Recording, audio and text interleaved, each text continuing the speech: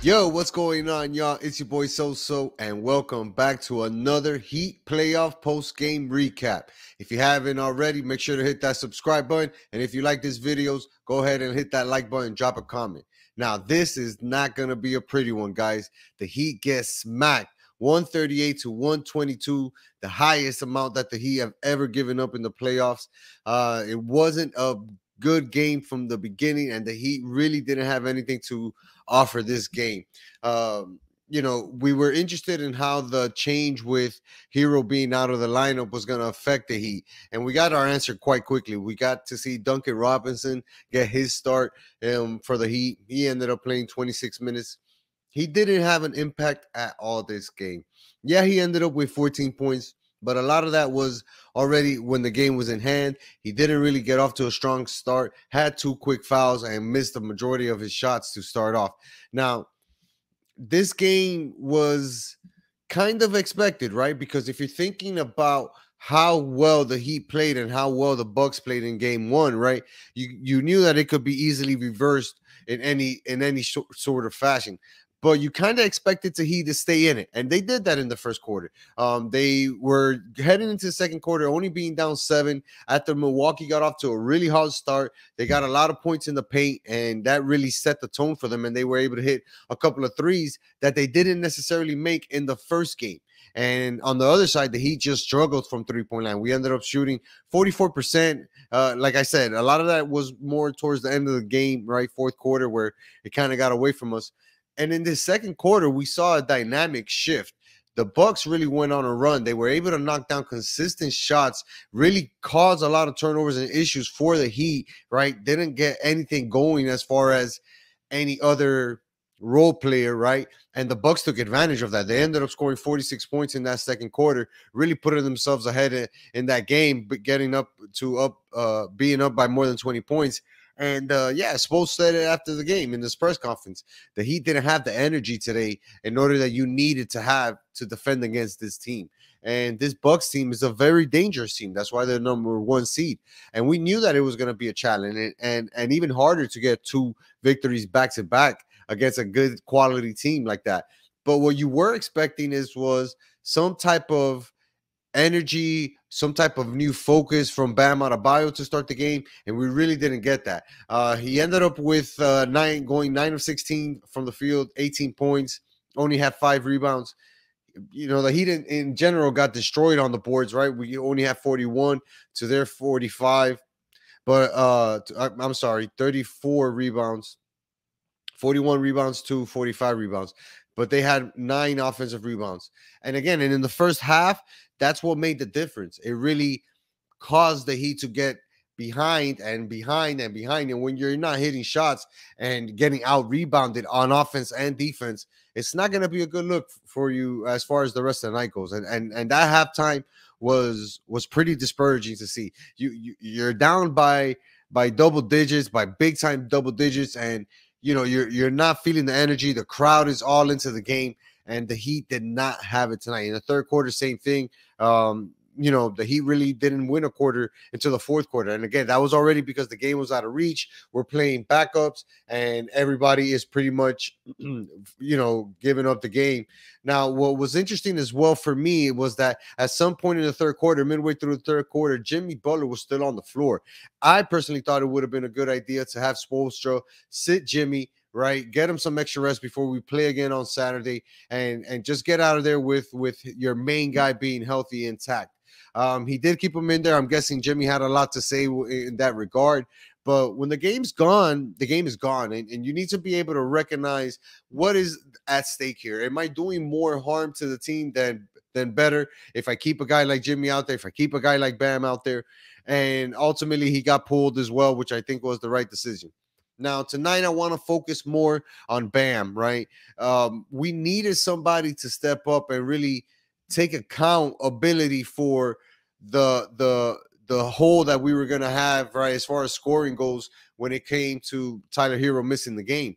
And I honestly expected Bam to come out guns a-blazing, really aggressive to the rim, and we didn't really see that. The size and strength of Brook Lopez is really taking an effect on Bam. And this is not something new. We've seen him kind of I don't want to say struggle, but we've seen him have difficulties when his shot is not on against bigger, more physical players who are centers in the league.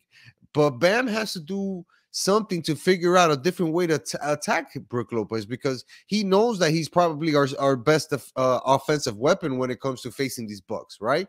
He's going to have the ball a lot in his hands right now because of the situation with Tyler Hero being out. So at some point, Bam is going to have to step up and really show how good he can be in the playoffs. And this was something that we had as far as question goes about Bam and his ability. Is he going to be able to do it when it matters in the playoffs, right? Now, the last time that he had a chance to win 2 games back to back on the road, that was right out around the time of the bubble, where you're playing in the bubble and you're technically a road team, and the Heat were able to get multiple victories like that.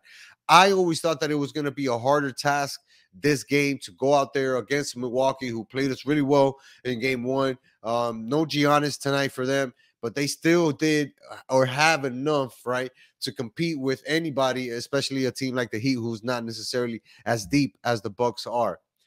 I'm kind of worried about what Saturday is going to look like, right? Because Spo's rotation is going to have to take a big hit. You got Strus playing 31 minutes tonight, only with 4 points. Gabe Vincent played 21 minutes, had a decent 16 points for him.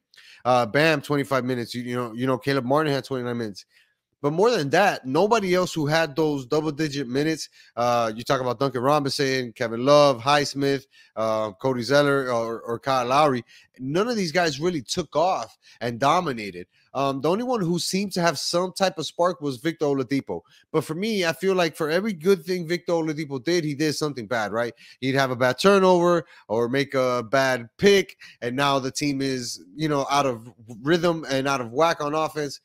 I don't think that Victor was the answer tonight, but he played well, right? 15 points, 6 of 13 from the field goal.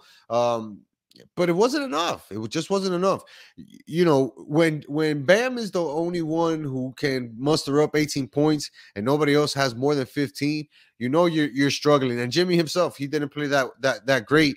But you can't always rely on Jimmy to give you everything he got, and he did. He was very efficient, 8 of 12 from the field, including 2 of 4 from 3, hit 7 of 10 free throws, threw in 3 rebounds, 3 assists.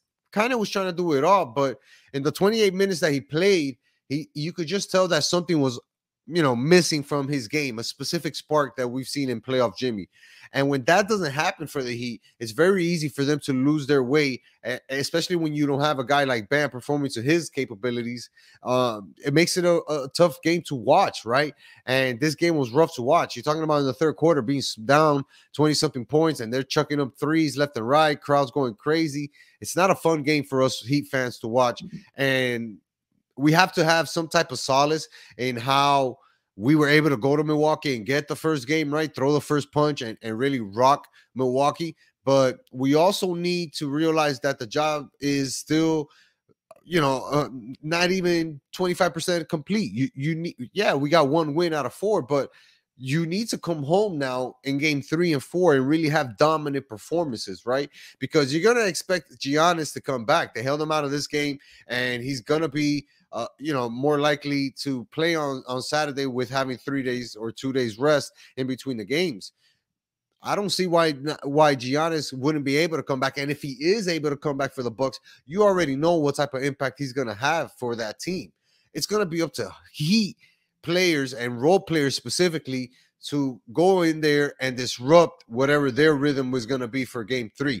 You really do need a big game for Bam now, right? Like, there's no excuses. We know that Jimmy's going to get us the 25 points per game at bare minimum, right? He did that tonight.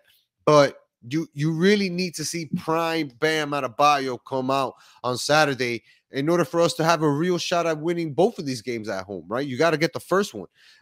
I really would like to see Caleb Martin get a shot at the starting lineup. I'm kind of done with seeing Duncan in there or having more minutes come to Kyle Lowry or Victor Oladipo. I want to see Caleb Martin in there more often because he's been one of the most important X factors that we've had throughout the season. And his tenacity during games sometimes, gives extra energy and just lets his teammate know, like, yeah, we may be losing, but we're not out of it. And even if we are out of it, we're not going to give up because this is Heat culture. I'm hoping that Spo makes a change to the lineup. I still think that Duncan is usable, right? But it has to be in spurts, and it has to be in the most effective way for him, right? Like him coming into a game, hitting 2 or 4 3-pointers, and us getting the ball rolling that way. For game 3, we are gonna need a big performance from our unsung heroes, whoever it is that wants to show up that day. You know, you're talking about Struz, Vincent, Caleb Martin that I just mentioned. We're gonna need one of these few guys, Kyle Lowry, to step up and really help Jimmy and Bam get off to a good start. You know, make it more comfortable for them. Hit some early buckets. I really want to see the supporting cast show up like they did on Monday. Kevin Love should be better tonight on Saturday than he was tonight. Really didn't have an impact on the game. I think that with those guys contributing more consistently in the beginning of the game, right? Not in the third or fourth quarter. Consistently in the beginning of the game is going to set the tone in order for the Heat to go out there and get a tough victory on Saturday, game 3. You know, your boy SoSo is going to be watching. So if you haven't told a friend about this, now's the perfect time. You guys have to be subscribed to our YouTube channel. We have so much content coming your way. And of course, we're bringing you these playoff post-game recaps every single Heat game for as long as they can happen, right? And hopefully we can make it an exciting run. Make sure you guys are tuned in to Saturday's game against the Bucks at home. Not going to want to miss that one. And until next time, it's your boy So. Peace.